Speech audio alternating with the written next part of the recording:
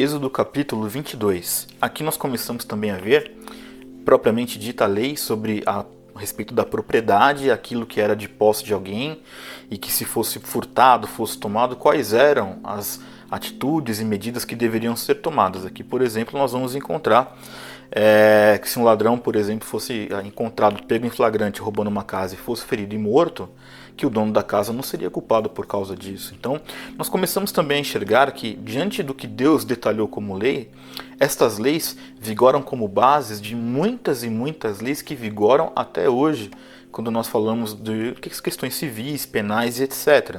Da mesma forma, quando a gente começa a ver aqui nesse capítulo 22, a partir do versículo 16, você vai ver leis tanto civis e religiosas. Exemplo, né? Diz aqui, isso aqui era o contexto também da época, que se alguém seduzisse alguma virgem e que não tinha sido ainda prometida em casamento e tivesse relações sexuais com essa virgem, ele tinha que pagar um dote por essa moça e tomar essa moça como esposa. E da mesma forma, também nessa sequência de capítulos, havia aqui que se alguém fizesse sacrifícios a outros deuses, esse alguém seria punido. O que é interessante é que assim, a lei ela dava realmente a diretriz. Então nós vamos ter casos aqui, por exemplo, que dizem com riqueza de detalhes, olha, se alguém deixa algum bem em posse de outra pessoa, e essa pessoa que está guardando esse bem aqui, ela perde ou tem furtado, vai ter que ser levado diante dos juízes para se analisar e investigar se a pessoa não colocou, não tomou para si os bens do próximo e está dizendo que foi roubado. Então a lei ela já exercia então aqui nesse momento, e é por isso que Deus foi tão criterioso e tão detalhista em nos deixar essas leis, porque é o que eu sempre estou dizendo sobre elas. É assim que o povo deveria se conduzir e não havia um contexto de margem de dúvidas em questão do que era a lei.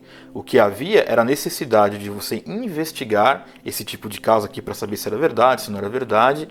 Então já havia um contexto de juízes que estavam sendo instituídos para que eles pudessem analisar as situações e aplicar a lei, fazer a lei valer. Tá?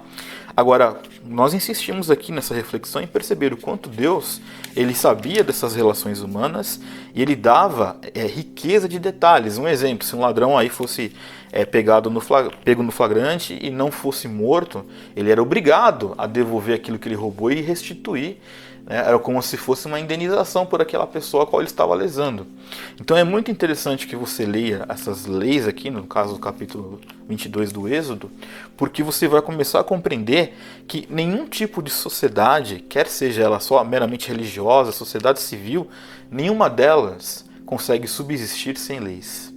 E é por isso que Deus foi tão criterioso e foi tão cheio de riquezas e de detalhes para nos mostrar exatamente o que ele esperava daquele povo e qual era o ponto de vista de Deus em relação a estas circunstâncias que eram humanas.